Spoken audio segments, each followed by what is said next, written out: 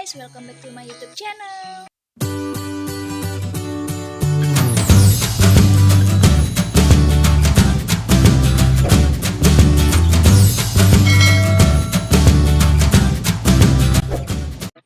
Jadi di konten kali ini aku akan membahas mengenai pendekatan teori semiotika dan bagaimana cara menganalisisnya terhadap suatu karya sastra. Yuk kita simak. Secara etimologis, kata semiotik berasal dari bahasa Yunani, yakni simeon yang berarti tanda. Sementara itu, kata semiotika juga merupakan penurunan kata dari bahasa Inggris, yakni semiotics. Nama lain dari semiotika ini adalah semiologi. Apabila dikaji secara terminologis, semiotika dapat didefinisikan sebagai ilmu yang mempelajari tentang tanda. Menurut Ateo, semiotika adalah model sastra yang mempertanggungjawabkan semua faktor dan aspek hakiki untuk pemahaman gejala sastra sebagai alat komunikasi yang khas di dalam masyarakat manapun juga. Dan menurut Zuss, semiotika merupakan ilmu yang mempelajari tentang tanda, berfungsinya tanda, dan produksi makna.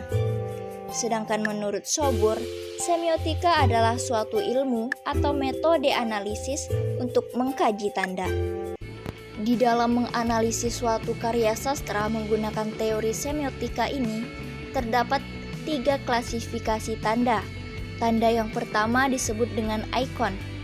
Ikon adalah tanda yang mirip dengan objek yang diwakilinya.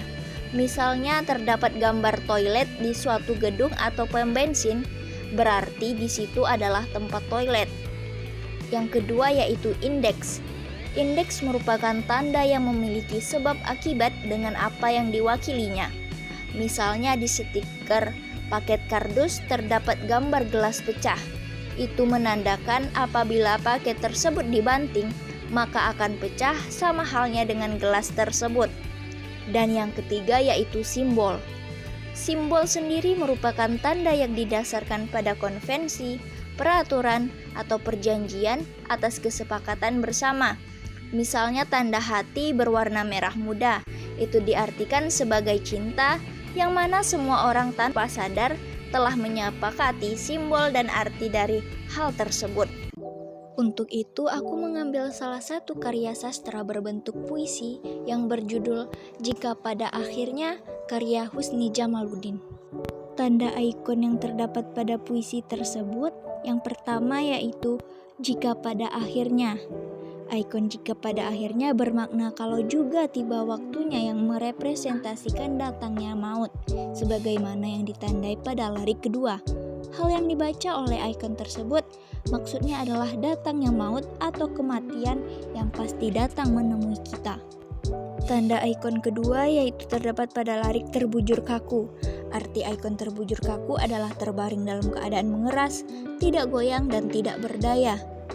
Ungkapan terbujur kaku ini merupakan ikon terhadap judul dan keseluruhan puisi. Artinya frasa terbujur kaku dan jika pada akhirnya tiba merujuk pada satu makna yaitu kematian. Selanjutnya ada indeks. Indeks yang pertama yaitu kata rumahmu. Pada indeks rumahmu merepresentasikan rumah milikmu yang disapa oleh si aku lirik dalam indeks tersebut yaitu Tuhan. Dengan demikian berada di depan rumahmu bermakna berada di depan pintu surga Allah.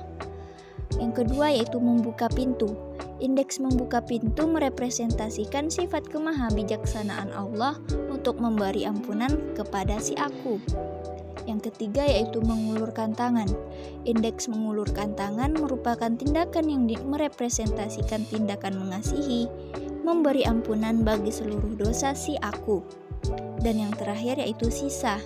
Indeks sisa merepresentasikan sesuatu yang ditinggalkan oleh seorang yang sudah menghadap maut atau urusan seseorang tersebut dengan dunia yang ditinggalkannya. Artinya ketika manusia sudah terbujur kaku atau meninggal, tidak ada lagi yang tersisa. Tanda yang terakhir yaitu simbol. Simbol dalam puisi ini yang pertama yaitu mata pun katup. Dalam puisi ini merupakan simbol kematian fisik secara duniawi. Dapat pula dimaknai dengan usia seperti dalam ungkapan menutup mata. Simbol tersebut diperjelas oleh unsur-unsur lain dalam larik mata pun katup dan tubuh terbujur kaku. Mata pun katup menyimbolkan dunia atau usia di dunia.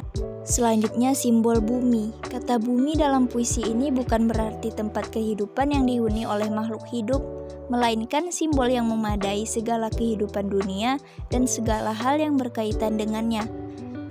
Dan simbol yang terakhir yaitu pintu dan tangan.